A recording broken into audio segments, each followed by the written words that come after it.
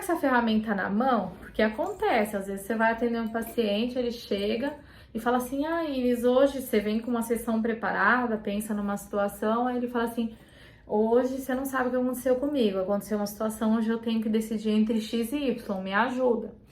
E aí, o que você faz? Um risquinho na folha, xizinho, ganhos e perdas, e você consegue aplicar de uma forma bem bacana, e você pode ter certeza que às vezes ele não sai com a decisão aí tomada do seu consultório, mas ele sai com pelo menos uma luz de que direção tomar, e depois ele toma essa decisão. E depois você pode fazer aí um follow-up com o seu paciente, pode perguntar para ele se a ferramenta ajudou. Eu tenho certeza que ele vai responder que sim.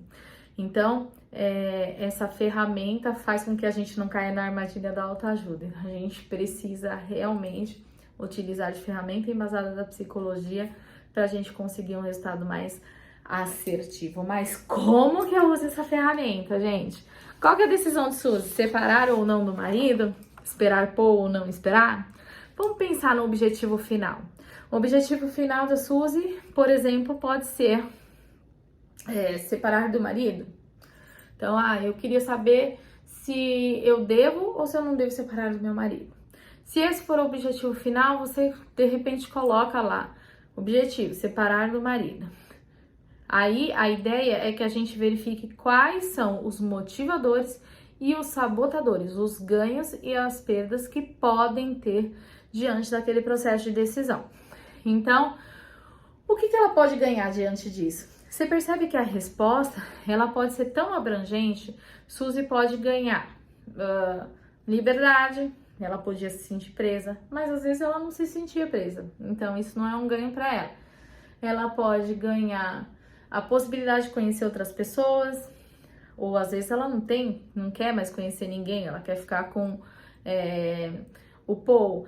Então, assim, existem diversas coisas que ela pode ganhar dentro desse processo. Então, a ideia é que você consiga listar aí, fazer uma lista de coisas que ela poderia ganhar se ela se separar do marido. Um exemplo, tá?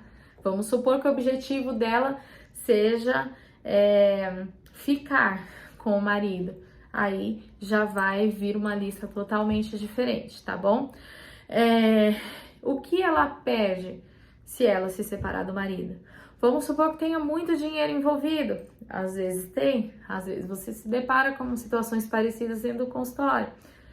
E aí a pessoa valorize bastante essa questão do status financeiro, pode ser. Às vezes você não valoriza, mas a pessoa valoriza e você tem que respeitar o que ela valoriza. Então, aí isso pode ser aí uma perda.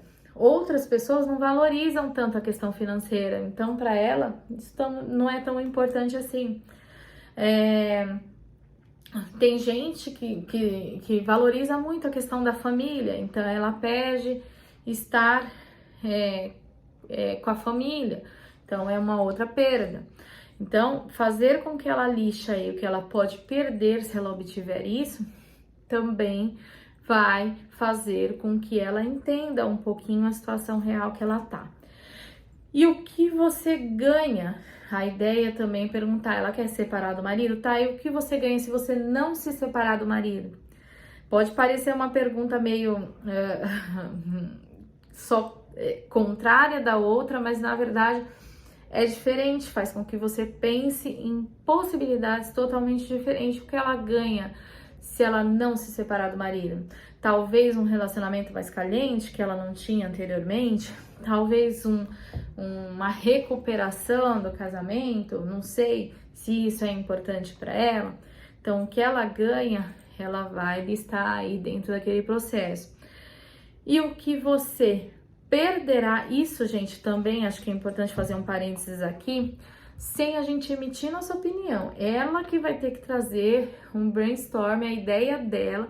Quanto mais coisas as pessoas trouxerem, melhor. E normalmente, nas últimas, que estão os insights, tá? Então, quando normalmente você obriga a pessoa a pensar bastante, normalmente nas situações finais que estão os insights, tá? E o que você perderá se você não se separar do marido? Então, de repente, a relação com o Paul, não sei se isso é tão importante para ela, mas pode ser que seja. Ou, de repente, a liberdade, porque ela vai perder o emprego, né? Então, se ela não perder a relação com o marido, pode ser que ela perca o emprego. Então, o que ela perderá diante de toda essa situação? Então, fazendo essa avaliação, listando o que ela ganha, o que ela perde, o que ela ganha se ela não tiver, não se separar, e o que ela perde se ela não se separar, gera uma lista de uma série de coisas que faz com que ela consiga avaliar dentro das perdas, dentro dos ganhos, dentro dos motivadores e dos sabotadores, qual a melhor decisão que ela pode tomar. Ela consegue avaliar se ela tem mais ganhos, se ela tem mais perdas, se ela tem mais motivadores, mais coisas que motivem ela a ficar com o marido, ou mais sabotadores, mais coisas que fazem com que ela não viva uma vida mais assertiva, mais feliz. Então, entendendo toda essa situação, fazendo toda uma avaliação, aí ela consegue tomar de acordo com o ponto de vista dela, com os valores dela. Aliás, gente, quero aí fazer uma live falando sobre valores. Eu acho que ferramenta de valores também é uma ferramenta muito importante que a gente precisa passar para o nosso paciente nas primeiras consultas, né? Mas ela conhecendo os valores dela, ela conhecendo todos os ganhos, todas as perdas, ela vai avaliar dentro daquele processo qual é a melhor decisão a ser tomada. Gente, parece ser muito simples, né? Mas vocês não têm noção do poder dessa ferramenta. De fato, ela funciona e muito, e ela faz com que às vezes a gente enxergue coisas que talvez você não enxergaria se você não tivesse aplicado essa ferramenta. Então, use e abuse. E eu tenho certeza, faz follow-up depois, conversa com seu paciente, pergunta que decisão que ele tomou. Deixe claro para ele que você não tá lá para tomar qualquer tipo de decisão por ele, mas para ajudá-lo a tomar a melhor decisão dentro do ponto de vista dele, dentro da história dele, dentro do que você acredita, aliás, dentro do que ele acredita que é o melhor para ele.